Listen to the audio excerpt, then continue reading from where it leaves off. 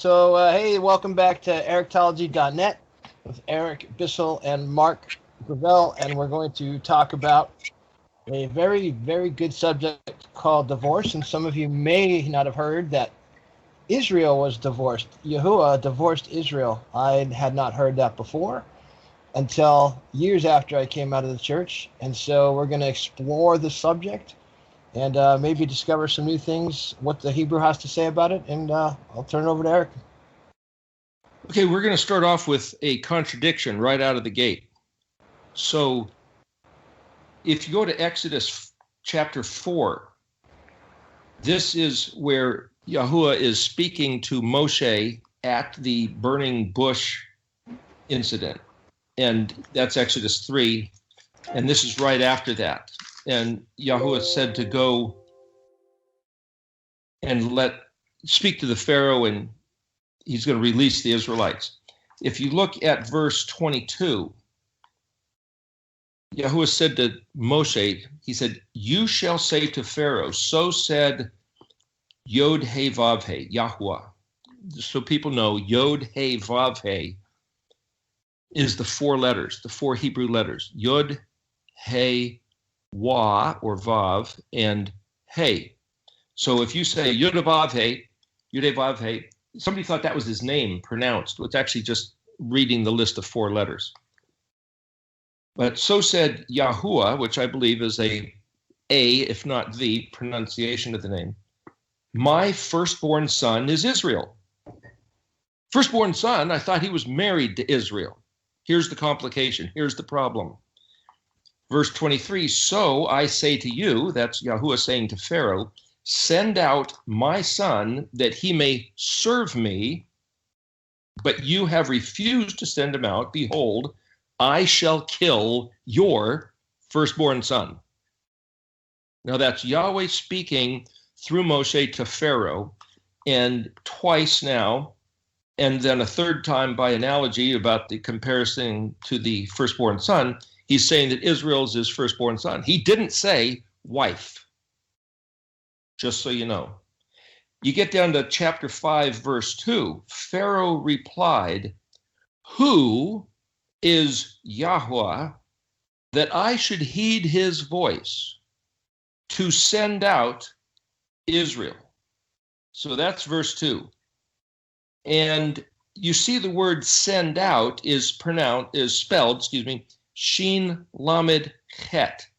It has a Lamed prefix, so it's La Shalach. It's pronounced Shalach, and that's very similar to the English word shellac, which is a alcohol-based varnish that you use to put on wood. So what's going on with this? That same word shellac, we'll see elsewhere, is translated divorce. Shalach. And I'll show you in the dictionary what it means. So verse 3, the finished verse 2, Pharaoh says, I do not know Yahuwah, nor will I send out Israel. So they said, the God of the Hebrews happened upon us. Now this is what Moshe and Aaron said. The God of the Hebrews happened upon us. So if you go back and look in the Hebrew, it says El-He, that's Aleph Lamed He Yod, Ha-Ivrim, He, Aleph Bet Resh Yod Mem, and then there's this word Nun Kuf Resh Aleph, Nakra. Oh. So they're translating that as the word to happen, and then the word upon us is Ayin Lamed Yod Nun Vav, Aleinu. Okay, so what? Well, the word Nun Kuf Resh Aleph doesn't necessarily just mean to happen. The word Vayikra got translated as the name of the book of Leviticus, and the word Ikra is a Vav, Va'ikra. The Vav sound, it means and. The E, the Yod, means he will, kind of projecting into the future. And Kuf Resh Aleph then is the actual word. Hebrew has three-letter verb roots, as they're called.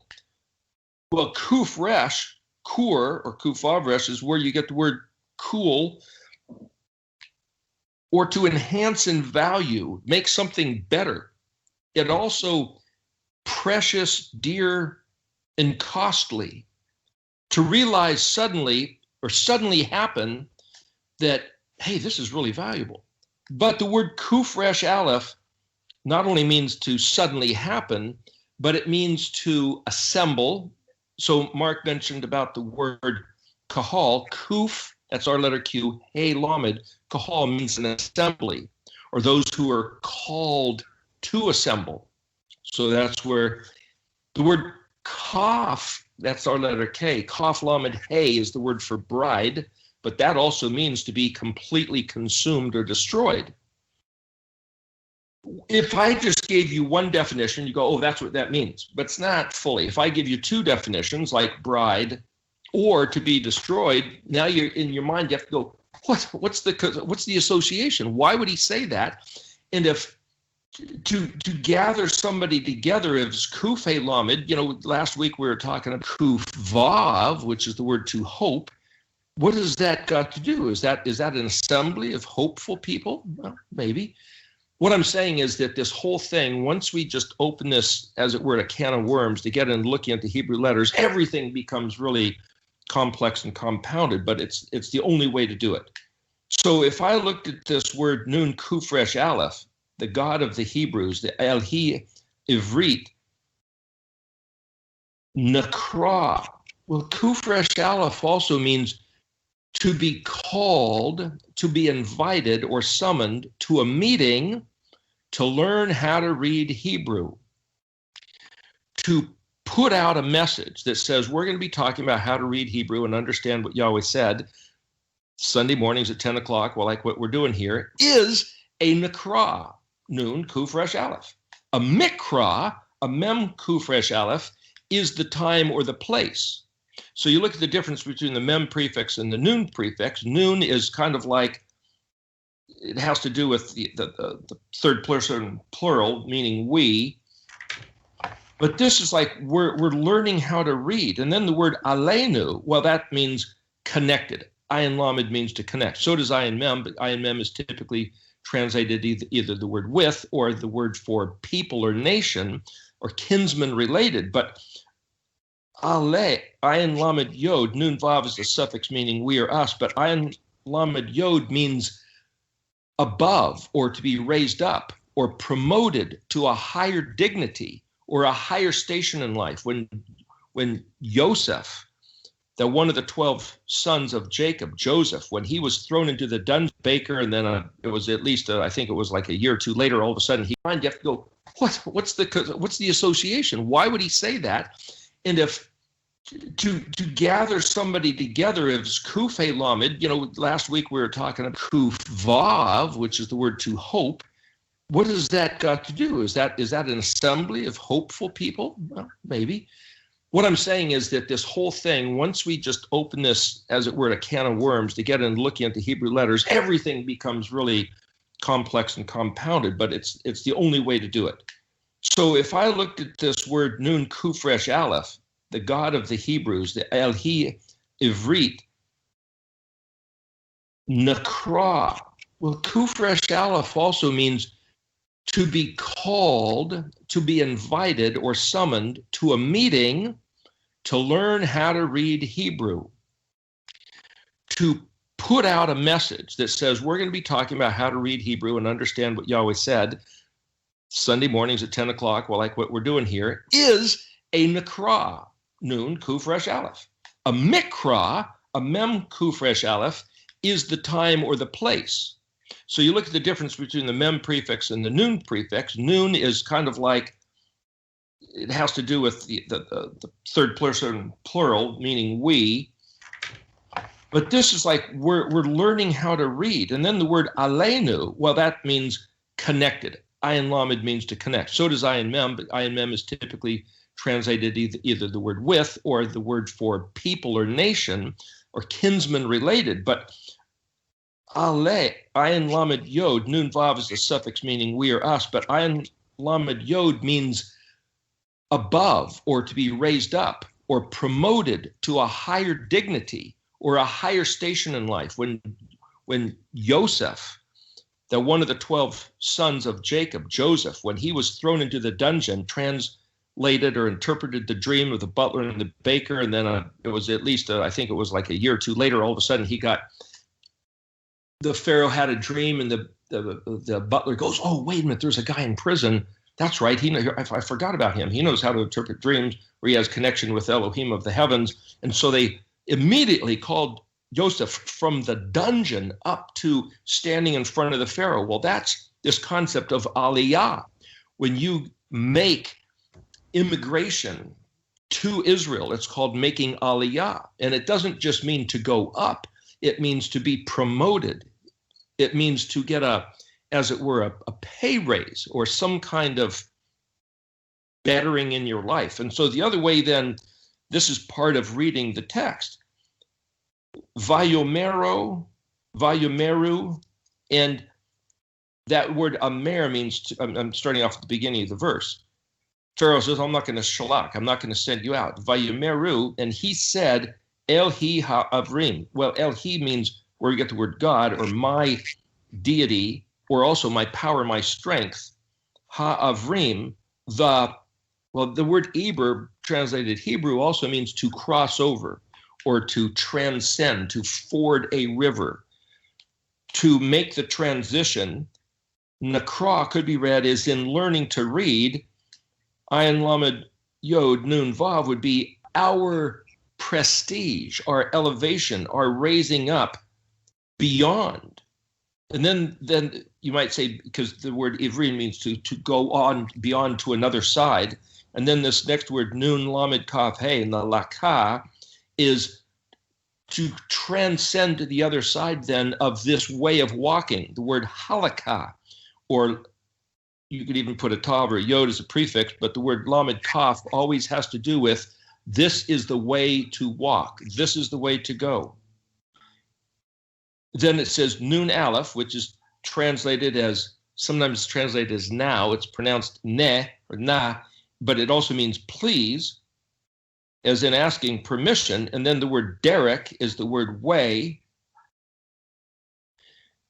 So what I'm saying is we could read the narrative. The God of the Hebrews happened upon us. Let us now go for a 3-day journey in the wilderness, and we shall bring offerings to, this says in Stone Tanakh, Hashem our God, lest he strike us dead with the plague or the sword. What? Here the God of the Hebrews, to read this text in English, is asking Pharaoh to let the Israelites go, who are the firstborn son of this Elohim named Yahuwah. And Moshe is saying to the Pharaoh, we need to bring offerings in the middle of the wilderness, or else he might kill us with the plague of the sword. What the heck are you talking about? Who is this guy? And if we read this and can't wrap our minds around it, then we could say, like Pharaoh, who is this Yahweh?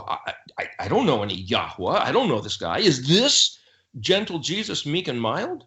Is this the God of the Christians? Because whatever's going on here is strange words. Well, the reason for studying this Hebrew is to realize we really have no idea who this guy is that we're trying to be the betrothed of, be the wife of, be the son of. And another place, Yahuwah refers to Israel as being the daughter of Zion. He calls Israel his daughter. He calls Israel his servant.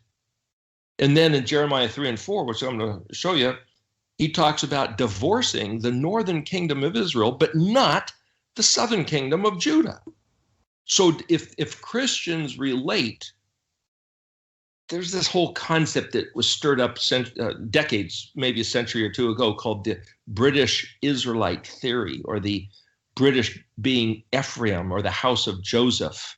It's called replacement theology. Well, that's another concept, but the Christian concept of being the replacement of Israel, the spiritual Israel, see, Israel is not only the name of the collection of all 12 tribes, because it was the name given to Jacob when he was wrestling with the angel and said, "Bless me." And he changed his name to Israel.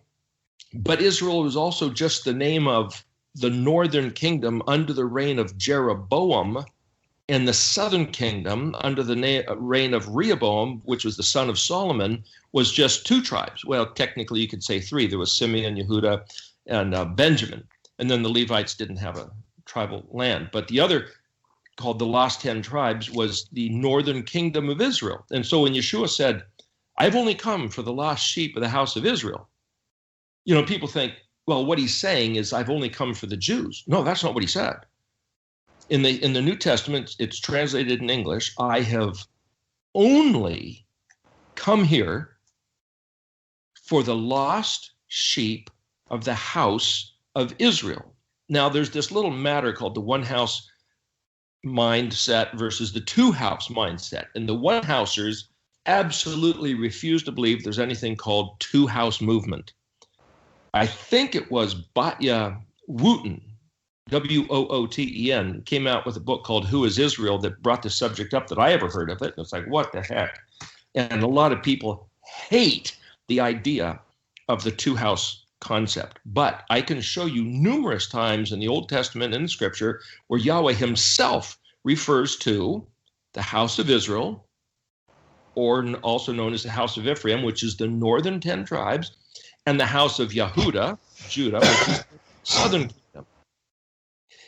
If Yahweh himself is making that distinction, that there's 2 houses, then the northern kingdom is not known as the Jews. But today, what's generally in people's understanding, because this is promoted by the Jews, is that if any one of the 12 tribes ever comes back to the Torah, to the Elohim of Israel, namely Yahweh, that's a Jew. But the word Yehuda was one of the 12 tribes, or the name of the southern kingdom, or it means one who gives praise and thanks, acknowledgement of sin, reverberation and resounding. That's the word hod, Havav Dalet. We talked about that before. But that doesn't mean they're a Jew. But if it means, like it says, the 10 men of the nations will grab a hold of the kanaf, the wing, or it's translated the hem or the robe of one Ish Yahudi, one Jewish man, and say, "Let us go with you." Because Shemanu Elohim Amkam. Shemanu Elohim Amkam is translated, "Oh, we have heard that God is with you," as if they suddenly realized God's not with them. But Shemanu Elohim Amkam, actually the word Shemanu means we all listen collectively together. So it's, I believe, the translation of Shemanu Elohim Amkam, that word ayin mem kaf mem amkam, that's the word ayin mem, which means with, as kinsmen, as fellows in league together, with kaf mem meaning you all. So 10 men grabbing a hold of the kanaf, the wing of one Ish Yahudi, could be technically anybody that actually regards the Torah, regards Yahuwah, regards the Shabbat, regards the Moedim, regards Vayikra, learning his language. Those are the ones that we are in league with. What about honoring Yeshua's Messiah? Well, this concept of Shemanu Elohim Amcham was well before the New Testament era, where the Messiah was even a notion. So it's like, gosh, who are we in league with? Things start to get real complicated. I'm just trying to say, when it says, let us now go for a 3-day journey in the wilderness, what wilderness? Well, another little matter. Monty Judah once was talking about the greater Exodus, the second Exodus, which we would believe was in front of us, and saying where Yahuwah says that he scattered his people, specifically the northern kingdom, but both northern and southern, and scattered them across the face of the earth because of their waywardness, which we'll look at here in a couple minutes. And he's going to call them back from where he shellacked them, discharged, scattered, ejected. And that's going to be what's called the greater Exodus. So it'll be a repeat of this Exodus event in the second book of the Bible, the book of Exodus. And I say that because, oh, gee, everybody knows it's Exodus. No, they don't. I know some people who've never read the Old Testament, never even looked at it. It's not contained in their Bible, and they don't know anything about this story. So we have to reiterate a few things for their sake, just to kind of bring them up to speed. But if Yahweh says, I ejected you, scattered you across the face of the earth, and I'm going to bring you back. Okay. How do we come back? Well, like Monty Judah said, he's going to take him into the wilderness of the Gentiles. Well, where is that? Like in California, there's a place called the Mojave Desert. Oh, okay, that's a name. It's a location. You put a mem prefix in front, it means it's the place. But where's this place called the wilderness of the Gentiles? Bamidbar Goyim. Well, I don't think there is one. I've never seen it on a map. Interesting thing. When you look at the word wilderness, bet, mem, ba, ma, dabar, dalit, bet, resh. Well, look in the dictionary. Dabar means wilderness. Oh, but dabar also means speech, talk, language. So midbar would be mem, dabar, mem, dalit, bet, resh, which is a place of words. And bet, mem, ba, midbar means in the place of words, or in the place of the language. This red dictionary is a place of words. This Tanakh is a place of words, a place where the communication of Yahweh was given to Israel. When Moshe encountered Yahweh at the burning bush, there was spoken communication. And the word bush, as we talked once before, and we could elaborate if you need to on another video at some point, the word bush is Hey, Samek, Nun, Hey. That's how it's spelled, 4 letters. Hey means the. So that's like incoming information from someone who knows to someone who's having it received. Then there's these 2 letters, a Samek and a Nun. Samek, again, is an engineered structure and like a skeleton. And Nun is a spark of life, like a consciousness, like a meaning. And then Hey is the suffix, which is expression. So here you have incoming to these 2 letters, Samek and Nun, and then it expresses something. Well, if you look at the 2 letters Samek, when you edit this, Kurt, the Samek is, like I said, like a skeletal engineered structure. Well, that's the shape of a letter. The shape of a letter is a skeletal engineered structure. And Nun is like the meaning of the letter. So I see in just the word spelled Hey, Samek, Nun, Hey, which is translated the bush. And then a message or a messenger spoke to Moshe through the bush. Well, a malach is somebody sent on a mission. Hey, that's the exact same synonym as shalach. So mem lamed aleph kaf is one. There, remember, there's that lamed kaf, that means like halakha, that means to walk or one to go. Mem is the prefix meaning the place or the one who. Mem lamed aleph kaf. Well, yods and vavs are like these wild cards, like we've mentioned before. Tav can be like a wild card pretty much, and so can the aleph. So mem lamed kaf is the word king, but it's also the word Molech, the god of the Canaanites, but it's also one who takes counsel, or the one who's told what to do and how to do it. So mem lamed aleph kaf is called an angel or a messenger, but it's one who's sent with a message, sent on a mission, discharged from the central office, discharged from the throne of Elohim to go on a mission. That's malach, that's angel. But so's shalach. That's the word we just simply say, oh, that's divorce. It's like, wait a minute, it doesn't necessarily only mean divorce. And when Yahweh said, I took you guys from Egypt into the promised land, which I'd prepared 430 years after he promised Abraham, and to the day he brought Israel to the promised land. That's what it says. Yahweh fulfilled his promise. And he says, okay, it's ripe for the picking. It's yours. I'm going to clear out the inhabitants, and you can live in their houses. You can eat the food from their fields. You can drink the wine from their vineyards. You can sit down and eat the meal off their tables that they've prepared. And the Israelites said, no way. They sent in the 12 spies. They came back with what's called an evil report, but it was true. There's giants in the land. The walls of these cities are too big. There's no way they're gonna destroy us. We cannot do this. And Yahweh said, of course you can. I've given it to you. I'm the Elohim of all the world, Kana Shemayim Ve'eretz, maker of heaven and earth, maker, sustainer. I've given you my word. I've given you my promise. It's all yours. And the Israelites said, no, we've sent in spies. We've seen these people. We know that we can't. And Yahweh said, I never expected you to. I've just wanted you to trust me. I'm giving it to you. And the people kept complaining. And finally, Yahweh says, don't keep saying that you can't, that the giants are going to eat you, or else that's what's going to happen.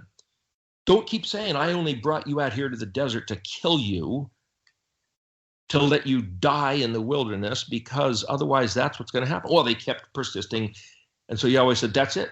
I've heard enough. I'm not going to hear another word. Your entire generation is going to die in the wilderness, just like you said. And the two men, Joshua and Caleb, who trusted me, took me at my word. They will enter the land as I promised. Every single other person, I believe it was 20 years and older, the children also came in the next generation. Every man, every sentient person who should have been able to think, wrap his mind, his heart, his will around Yahweh's words, and then act on them, every single one of them, their corpses died in the wilderness. Okay. I just want to interject something here, to when we're talking about these stories, I want to challenge people watching to realize that, like, we had a tendency to think about Israel as these people way back then. Those are literally our ancestors, our great grandparents. It's us. That's our kin. So when we talk about Israel dispersed amongst the nation, it's you, it's me, it's Eric, it's Mark, it's all of us. Well, it's not these people that we can't relate to. It's us. It's our blood. So I'm speaking of this because these thoughts that, as you say, our ancestors had, I'm projecting to say, you're exactly right, it's us. And the very same thoughts they had are the very same thoughts we're having right now.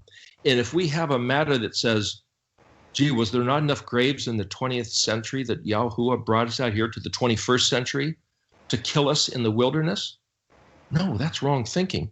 But what I'm saying is that this idea of the wilderness of the nations, the word nation is goyim.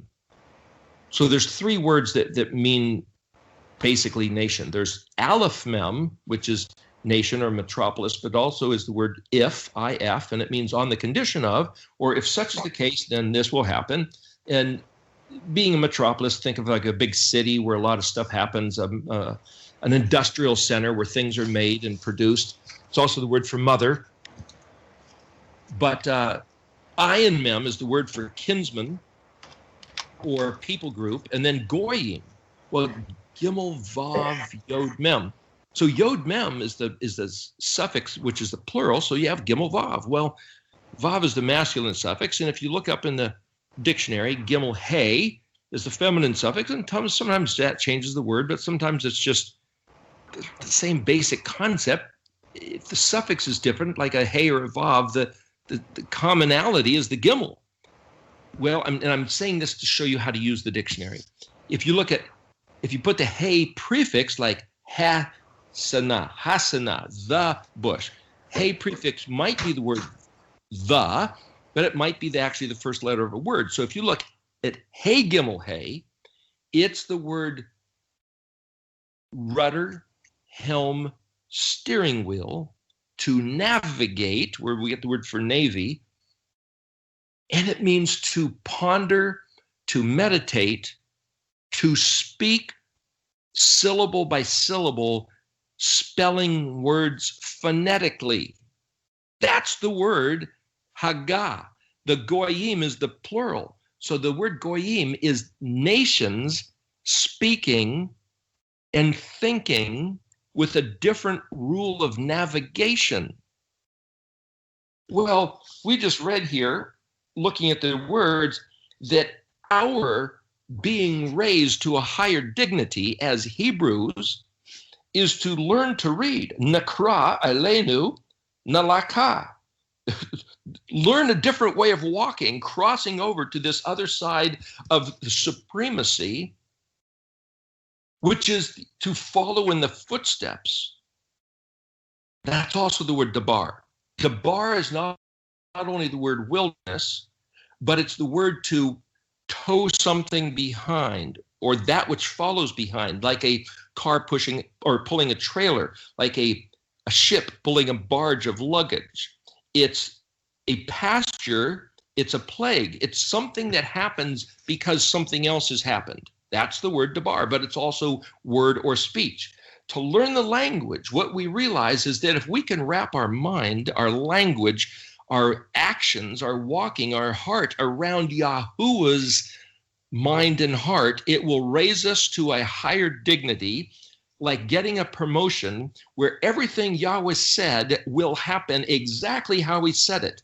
And the problem that we run into problems is, like our forefathers, we don't trust him. Why don't we trust him? Because of mistranslated words which become doctrines. That's the problem. And here's the solution: to do exactly what he said. There, let me bump into another verse. Exodus 22, verse 20. Now, somebody said the Torah was nailed to the cross and done away with. So we're under the blood of Christ. We lay our burdens at the foot of the cross, and everything should be cool with us. You know, our righteousness is because Christ was righteous. Let me read Exodus 22, verse 20. This is where Yahweh is speaking to Israel from the top of Mount Sinai. He says, "You shall not taunt or oppress a stranger." That's a foreigner in your land, an immigrant. "For you were strangers in the land of Egypt. You shall not cause pain to any widow or orphan. If you dare to cause him pain, for if he shall cry out to me, I shall surely hear his outcry. My wrath shall blaze, and I shall kill you." You're always talking to Israel. "I will kill you by the sword, and your wives will be widows, and your children orphans." What? Here Yahweh is saying to his people, strangers and aliens, immigrants, are going to come to your land. And if you mistreat them, if you cheat them at their wages, if you have a little attitude about them, if you make stupid jokes about them, if you disparage them and make their life uncomfortable, I'm going to do the same thing to you. Whatever you do to one of these orphans or widows, I'm going to kill you, and other people are going to do the same thing to your wife and children. Who is this God of the Hebrews? Pharaoh might say. Oh, this is Yahuwah our Elohim. These words are expressing his heart. Do we even know this guy? Is this the Christian God? Verse 26. Back up to verse 24, right after the one. "When you lend money to my people, to the poor person who is with you." My people, the poor person? Why doesn't Yahweh give his people what they need so they're not poor? "Do not act toward him as a creditor. Do not lay interest upon him. If you take your fellow's garment as security until sunset, give it back to him. Return it to him. For it alone is his clothing. It's his garment for his skin. What shall he lie down? So it will be that if he cries out to me, I shall listen, for I am compassionate." What? "You shall not revile Elohim, and you shall not curse a leader from among your people." How many of us, good Christians, like to mouth off against whatever president or senator or governor is in office who's not of our party affiliation? Verse 30, "People of kadoshness, am kadosh, people of holiness shall you be to me. You shall not eat the flesh of an animal that was torn in the field. To the dog you shall throw it." What, he's telling us what to eat? Oh, I thought it was all nailed to the cross. Oh, this is our Elohim. If your Elohim doesn't care about these matters, it looks to me like you've got a different God. If you read, this is under a category titled Mishpat. Mishpatim is the plural. Shofet is the word for judge or right ruling, or Yahweh's saying in, I think it's in Proverbs, that Mishpat is the foundation, Mishpat and Zadokah, actually, the foundation of his throne. The foundation of his throne. In other words, he is the guy who looks for these things and returns your way upon your own head. This is really serious matters. Jump ahead to Exodus 24. Actually, the last verse of Exodus 23. You will not seal a covenant with the people of the land or their gods. They will not dwell in your land, lest they cause you to sin against me. Then you will worship their gods. It'll be a trap for you. Yahweh's telling us, I'm gonna let you know how things work.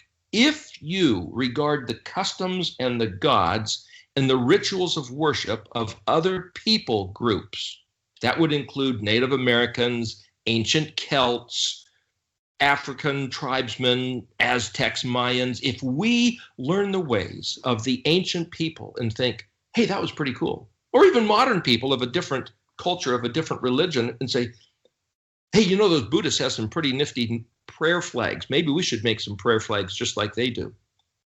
Is there anything wrong with prayer flags? Not that I can see. But Yahweh says, don't do that. Don't do the way they worship their gods, because it'll be a trap for you. It's like if you know, I was not in Vietnam, but I've known people that were, and boy, you know, if you saw a little wire going across the trail, don't step on that thing. Don't trip over it. Usually they hide them, but man, that's a booby trap. A grenade's going to blow your legs off, man. Or maybe you trip it and the thing blows up 20 feet back and blows up your whole platoon. Yahweh's saying, I'm telling you where the traps and snares are. If you eat an animal that was killed by, let's say, roadkill or killed by itself, you find it dead in the field, do not eat it. Do not touch the carcass of a pig. Do not eat pork or scavenger birds or scavenger fish. If the fish does not have skins and fins and scales, do not eat it. That's what our Elohim, Yahweh, the Elohi Aberim, the Hebrew deity. Well, what about our God, Jesus? Is a different guy? Exodus 24, verse 3, Moshe came and told the people, who is this people? If you go back to Exodus 20, the first verse of stating the Ten Commandments, Yahweh says, I, Anoki Yahuwah Eloheka. I am Yahweh, your Elohim.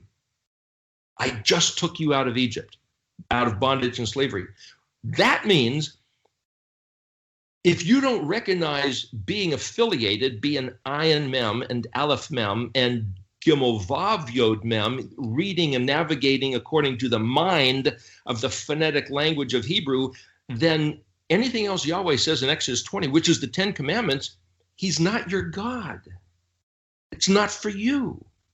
It's a covenant relationship, but it's a marriage relationship. It's also the relationship as a servant, a son and a daughter, and a kinsman. And there's this other word, nun chet lamed nachal, which is, maybe we'll get into this word later. Yahweh says that Israel is his personal heritage. Personal heritage. There's another verse Yahweh says to Israel, you alone have I known of all the nations on the face of the earth. He said to Abraham, nudity, that's nakedness. He says, I have revealed myself to you. No other people group. No other people group. Verse 3, Moshe came and told the people all the words of Yahuwah and all the ordinances. And the entire people responded with one voice and said, This is it. This is what has locked us into the covenant, which is still the persisting of the problem today, including with the shalach, the divorce. All the words that Yahweh has spoken, we will do. Right there, they swore, and they repeated it elsewhere. Verse 4, Moshe wrote all the words of Yahweh.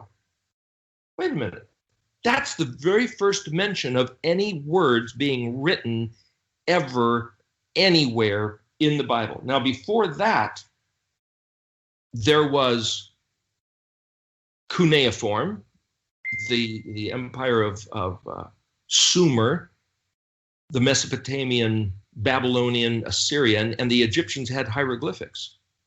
But this is the first mention of the word writing, Exodus 24, verse 4. Now, Yahweh spoke on Mount Sinai, but Yahweh did not write with his finger on the tables of stone until 7 chapters later from this event.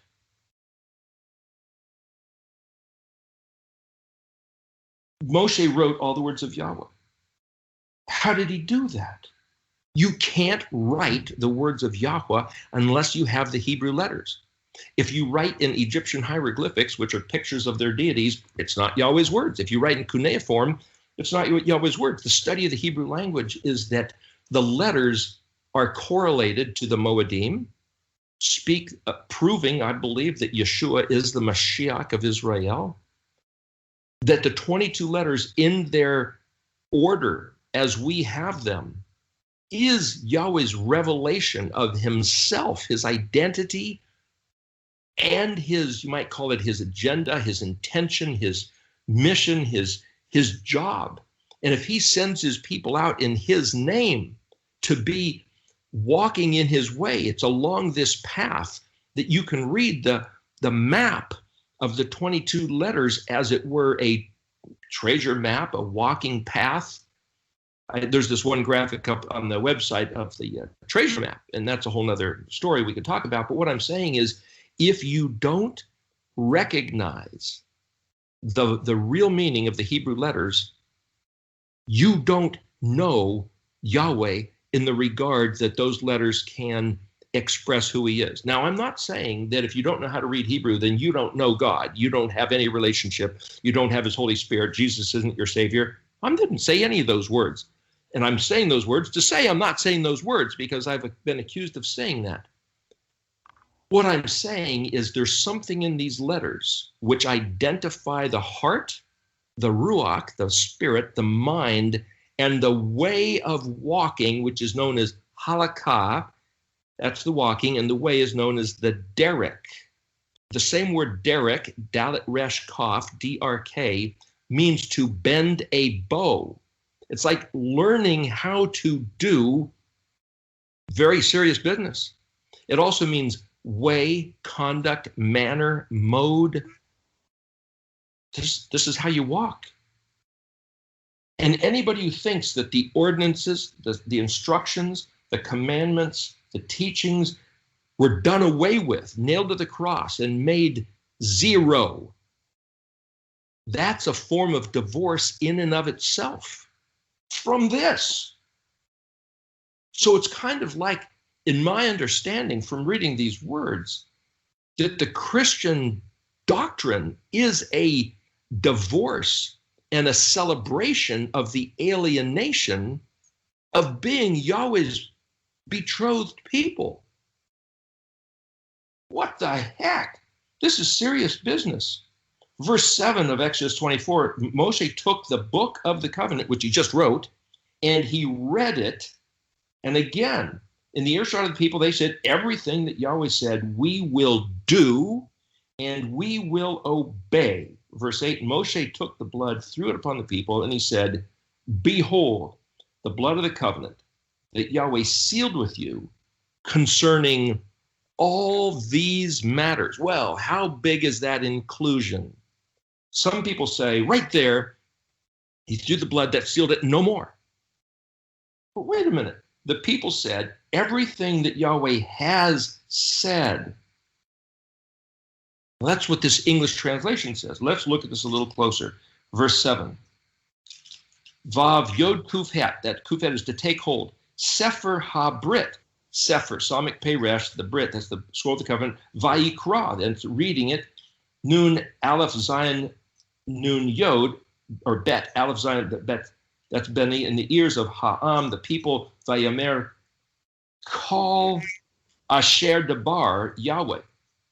Everything that Dabar Yahweh. It doesn't say said, it says every word spoken, or every word, every utterance, every Dabar.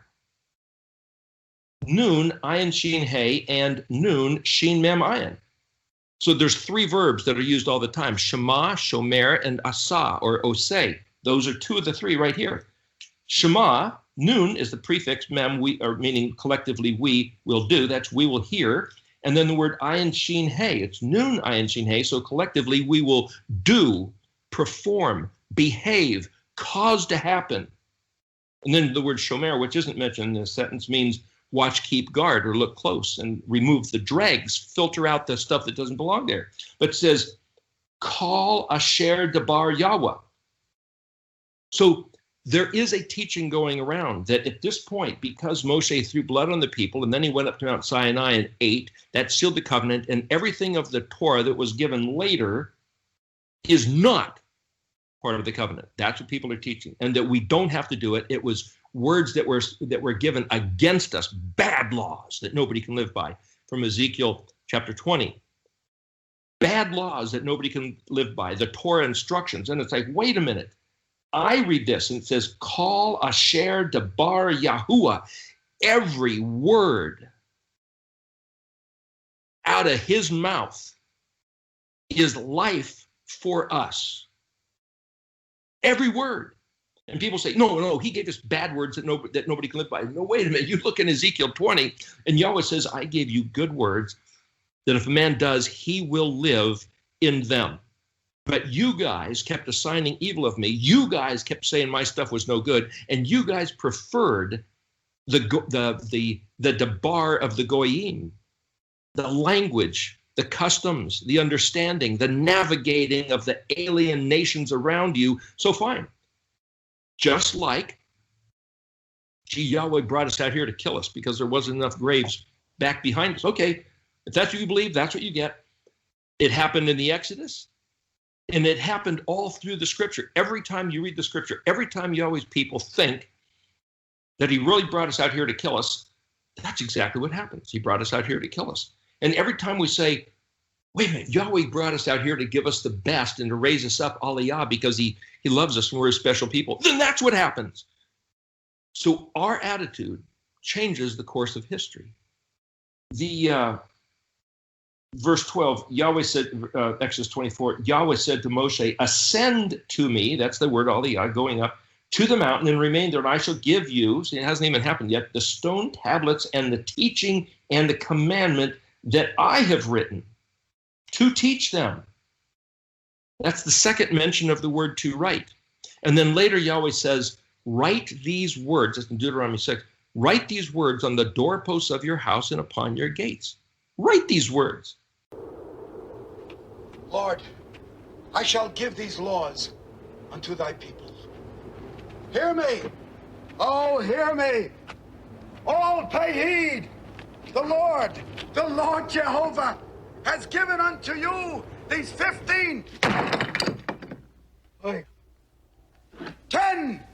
commandments for all to obey. So we're commanded second-handedly to be literate. In other words, Yahweh gave these words to Moshe. Yahweh spoke the words and had Moshe write them, and then Moshe read them, and he said, teach them. And the word vayikra means to learn how to read Hebrew. Learn how to read the scripture. That's where you get the word karaite, one who learns to read the scripture. Why? Because that's where Yahweh's true identity is. Every other translation and doctrine is spun out in a distortion and a perversion, and you'll end up getting kicked out of the land if you take up those ways with you. Okay, here's something else. In Exodus 34, Moshe had said to Yahweh, please show me your glory. That's the word kavod. It means weighty, heaviness. It's also the word liver, which is the heavy organ filled with blood. A few chapters after Moshe said, please show me your glory, this is where we get to the point where Yahuwah actually does. Exodus 34, verse 5, Yahuwah descended in a cloud and stood with him there. Okay, so let me back up. This is after Moshe broke the 10 commandment tables and then Yahweh remade them. So verse 4, he carved out 2 stone tablets like the first ones. Moshe arose early in the morning, ascended to Mount Sinai as Yahweh had commanded him, and he took the 2 stone tablets in his hand. Yahweh descended in the cloud and stood with him there, and he called out with the name Yahweh. Remember, Yahweh said, you cannot see my face, but you can see my backside. This is the backside that he showed him. In other words, the word debar literally means to tow something behind. So you think, well, if we're headed for a certain motel, say we're on the road driving, we're going to go to a certain motel 100 miles away. Well, that's in front of us. But that which follows, the pasture or the plague, that which follows is behind you. Why? It's the way of thinking. If I've got a 100-mile drive in front of me, then resting at the motel is after I've conducted the 100-mile drive. So it's that which follows. So that which follows is actually that which was put before us. This is the Hebrew thinking.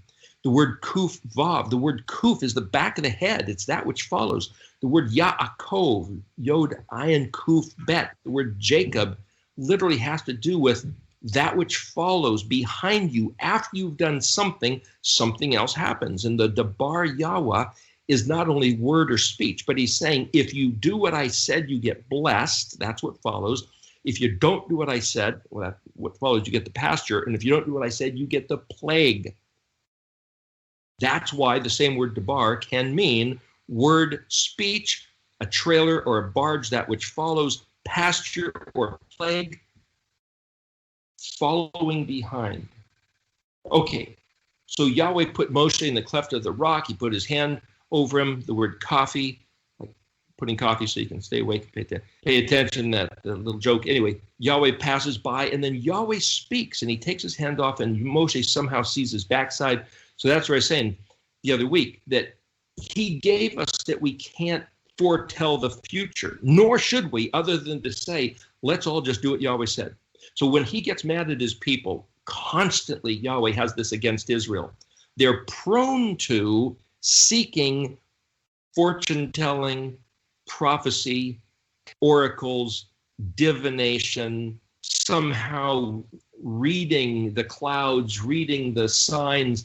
Shut up and stop it. You want a fortune telling? Yahweh says, you keep these words, commandments, and ordinances, walk my way, halakha, my derek. You learn my language, and you will have prosperity, aliyah, raised to a higher promotion. And if you turn away from these words, if you dare to think they've been done away with because your pastors, priests, and professors have told you they were done away with, you're going to get the plague every stinking time. Look at Deuteronomy 28 and Leviticus 26 and numerous other places. We could go on and on, which we've done numerous videos about this matter. That's the only prophecy we should be concerned with as far as I'm concerned. So when I saw all these people who had so-called prophetic statements, visions from God, Jesus telling them about the U.S. election, I turned it off of Facebook. I'm not even going to look at it. Turn it off of YouTube. I'm not going to put my mind into that trap. That's just me. Okay, Yahweh descended in a cloud and stood with Moshe there, and he called out with the name Yod-Heh-Vav-Heh. So people saying, oh, well, we're not supposed to know the name, we're not supposed to speak the name, nobody. I've heard some people on the internet say, oh, these 4 letters, Yod-Heh-Vav-Heh, are actually the name of some Canaanite deity. Really? Well, right here it tells us in verse 5 of Exodus 34 that Yahuwah himself declared his own name audibly to Moshe. There's the authorization. And if anybody else wants to believe any other stuff, you believe whatever you want. I choose to believe this. Then in verse 6, Yahuwah, that mentions his name again, passed before him and proclaimed, Yahuwah, Yahuwah. Yahweh himself is pounding his name into our head. Then he says, now I'm going to read the English of Stone Snot. God, well, that's the word Elohim or Elohi. Compassionate and gracious. That's the word El, Rahom, Ve, Hanan. So if you want to read the English words, Rahem, that's the word for womb or loving, like pregnant woman. Kanun, that's where we get the word gracious and charming, and the word daisy, like the flower, and coquettish. It's an encampment. Then it says slow to anger. Well, the word Aleph Resh Kaf, you could pronounce that Eric. It also means long and drawn out. So they're saying here, oh, that means slow. And then the word Aleph Pei Yod Mem, oh, that's the word anger. But Af is also nose. So you could say this is a long nose, like an elephant. Erek Afim, long nose. But the word Aleph Pei is also the word, Yod Aleph Pei is the word for characterized. So if you know Hebrew and you say, you see a picture of an elephant, it's like that, Yahweh's calling himself that imagery right here. Then you get Vav, Resh, Bet, Het, Samek, Dalet. Well, Rav, that's where you get the word rabbi, and it means to multiply. They translate it abundant in Chesed, Het, Samek, Dalet. Well, Het Samek is a refuge. Samek Dalet is the secret foundation sowed. And it's basically this secret refuge multiplying, and it's translated tender, loving kindness. He's saying that his chief disposition is tender, loving kindness, not only to his people, but to the widow, the orphan, the poor. And he didn't even say that the poor or the widow or the orphan of his people, if they cry out to him, he'll defend them. Certainly that, but he just laid it out there saying any poor, any widow, this is Yahweh's actual heart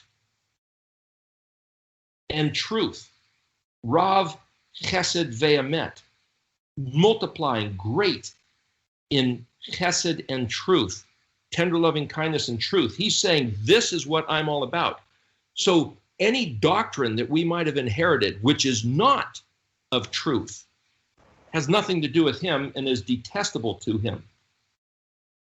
Next verse starts with one of the jots and tittles, which is, you might say, the enlarged Nun Zadi Res, Natsar Chesed La Elefim.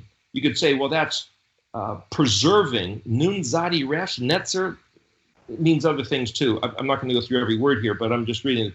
Netzer Chesed La Elefim. You could say Elefim. Well, that's where you get the word elephants.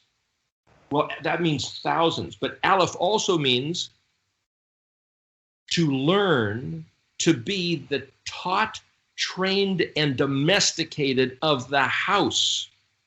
So if we just read, oh, that's the word 2,000 or thousands, yoked with his long nose of taught, trained, and domesticated of his personal household. That's learning his commandments and instructions by his language, navigating his phonetics. That's what he told us. Nun Shin Aleph, Ayin Vav Nun. Forgiver of iniquity. Now that word Nun Shin Aleph, they're translating as forgive. But Nun Shin Aleph means to pick up and carry. Now, there's a word in, I think it's Jeremiah 23, where Yahweh goes on a insane with fury. And he says, you guys are asking for, oh, does anybody have a word from the Lord? That's the way it's translated. Does anybody have an oracle from Elohim? Does anybody have this burden? What's Yahweh's burden today? Does anybody have a burden of his spirit? And then people will give. I've seen this happening in various churches, and I always thought it was pretty interesting, pretty cool. But Yahweh says, if anybody ever says this word, Masa, that's Mem Shin Aleph, Masa Yahweh. If anybody ever says, anybody got a Masa Yahweh? Anybody have a word from the Lord, an oracle from Yahweh? He said, I will tear that person apart. I will dismember them from being part of the household, that guy and his family. Yahweh is furious with that concept. He says, better. You should say, what did Yahweh speak? What did he pronounce? That's the goy. That's the Haggah. That's being people of his language, people of his word. Read Jeremiah 23. He says, never, he says, I think it 3 or 4 times, never again better I ever hear the words out of anybody's mouth. What is the Masa Yahweh? Well, the interesting thing about that word, Mem Shin Aleph, Masa, it means to pick up and carry as a burden. Then you see Yeshua carrying the cross that the Romans stuck on his back and whipped him as he went down the Via Dolorosa, as the gospel kind of gives us that picture. And what the reality was, let's not even try to deal with, was it a cross? Was it a stake? Was it an olive tree? Let's just take the story as the narrative. So here Yeshua picks up this cross and carries it. That's a Mem Shin Aleph. Why did he do that? Because of our damn stupid, ignorant, disobeying, our forsaking him. That's what he picked up and carried. That's the Nun Shin Aleph. He, the Mem Shin Aleph, Nun Shin Aleph. What? It tells us right here, 3 categories. Ayin Vav Nun, iniquity. Pei Shin Ayin, Pesha, our folly, our stupid jumping about like ignorant buffoons. And Chet Tet Aleph Hey, translated as just simply sin, wrongness. He picked up Nun Shin Aleph, these 3 categories for us, all done intentionally. Now, the interesting thing is that if you look through all the words of instruction for giving sacrificial offerings, it was every single time for unintentional sin. Every time we did something and didn't know about it, the Torah says, here's the offering. Go do this and make recompense to the one you harmed. Every one of the mishpatim, every one of those judgments or right rulings was for when we did something not on purpose, stuff happens, then here is a way to make it up to our brethren, one another. And this here, Yahweh is saying, I myself am going to take up and carry. That word Nun Shin Aleph also has to do with, you know that old picture, the tradition of a groom, a newly married man, picking up his wife and carrying her over the threshold? That's what the word means, to pick up your wife and carry her. Nun Shin Aleph. To take her responsibilities and burdens upon yourself. And he, right here, very interesting thing though, it says, forgive her, that's Nun Shin Aleph, of iniquity, willful sin, and error, and who cleanses. That's the word Nun Kuf Hey. Nun Kuf Hey, Nakah. But, now this is where I have a problem with this translation in Stone Tanakh. But does not cleanse completely. Oh, he cleanses, but does not cleanse completely. Now, why the heck would he do that? Well, I'll tell you what. You look up this word. He will Nun Kuf Hey, but no, that's Lamed Aleph, Yod Nun Kuf Hey. He will Nun Kuf Hey, but not Nun Kuf Hey. But the word here is Pei Kuf Dalet. Fakad. P or F, because of QD. Aleph Vav Nun. Well, then it says, recalling the iniquity of parents upon children and grandchildren to the 3rd and 4th generation. And then that was the end of what he said. Wait a minute. He's not going to Nun Kuf Hey, Pei Kuf Dalet. It's translated, he will not cleanse completely. Now, interesting thing, if you look at the word Nun Kuf or Nun Kuf Yod in the dictionary, it's where you get the word nookie. Nun Kuf Yod. What is nookie? Well, it's translated free from guilt, innocent, perfectly clean. Oh, it's like having a marital relationship, physically, perfectly guiltless. But here it says he's not going to have perfectly guiltless Pei Kuf Dalet. Well, what's Pei Kuf Dalet? Think of the phonetics FQD. Well, let me read what Pei Kuf Dalet means in the dictionary. It would be page 520. To attend, to visit, to muster, to appoint. It's like I picture the Soviet Politburo on the Kremlin on May Day, lined up on the wall and watching the troops passing from. That's what it means. Attend to, observe, order, muster, pass in review, counted, enumerated, remembered, recalled, punished, took revenge, visited, missing, lacking, had marital relationship with. So that's having a marital relationship and something's wrong, or he's checking to see if something's wrong, just like Nun Kuf is to have a marital relationship. Well, nothing's wrong. Punished. Censor, chief inspector, numbering, oversight, charge officers. It's the same word where Yeshua said there's a wealthy man who goes on a trip and he leaves his estate with his servants. And then he comes back and says, what have you done? And he sends various people and they kill him. Then he sends his son and they kill him too. And then there's that other time with the talents. He leaves talents and then he comes back and said, what'd you do with the 5 talents? What'd you do with the 3 talents? That's the word Pei Kuf Dalet. So when Yahweh says, I will forgive these 3 classes of sin and consider them nookie, consider them, okay, I've got to put up with some of your shenanigans as being married, and I'm not going to hold it against you, but I'm not going to Nun Kuf Hey Pei Kuf Dalet. In other words, he's giving a whole different classification of what comes on us. Why I'm saying this is because mishpat means what we do is going to come back on us, even to the multiple generations.